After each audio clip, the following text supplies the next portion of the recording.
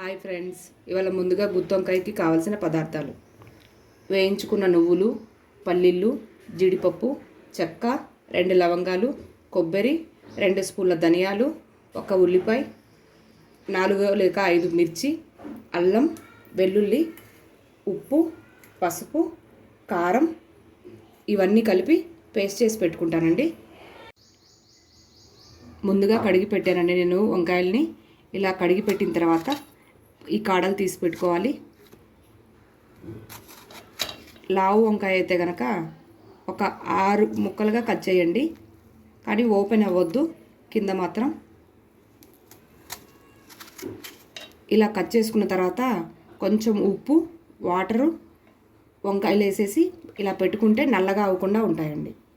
పెట్టుకున్నానండి. ఇలా మెత్తగా అయిన తర్వాత మనం ముందుగా కట్ చేసి పెట్టుకున్న వంకాయల్ని ఇలా చూసుకొని, పురుగులు లేకుండా చూసుకోనండి. కట్ చేసేటప్పుడే ఇలా స్టఫ్ చేసుకోవాలి. దీన్ని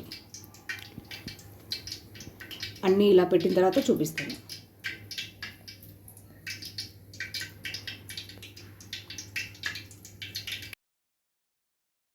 ఇప్పుడు 1 ఉల్లిపాయ వేస్తున్నాను. జస్ట్ 1 మినిట్ మగ్గితే సరిపోతుందండి, ఎక్కువ అవసరం లేదు.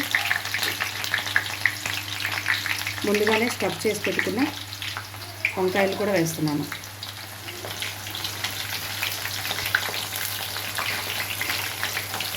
సిమ్లో పెట్టి మాత్రమే ఉడికించుకోవాలండి.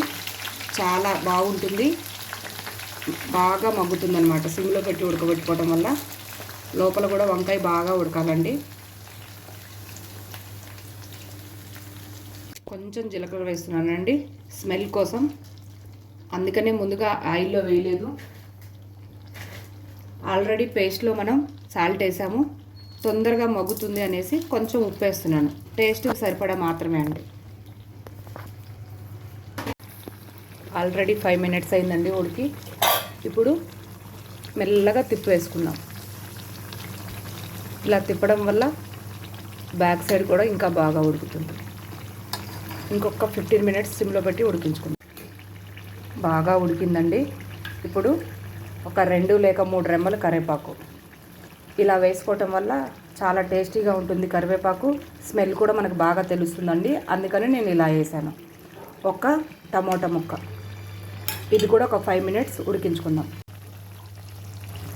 బాగా ఉడికిందండి. ఇప్పుడు మనం ముందుగా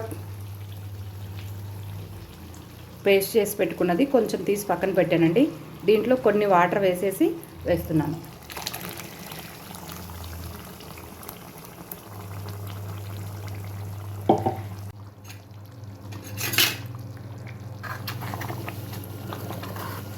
మెల్లగా కలుపుకోండి, ముక్కలు విరిగిపోకుండా ఉంటాయి. బ్రింజాలు విరిగిపోతే టేస్ట్ బాగోదు.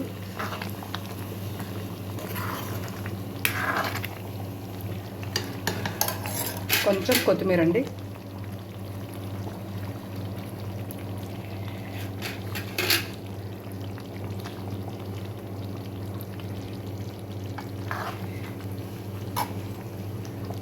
చాలా బాగా కుదిరిందండి.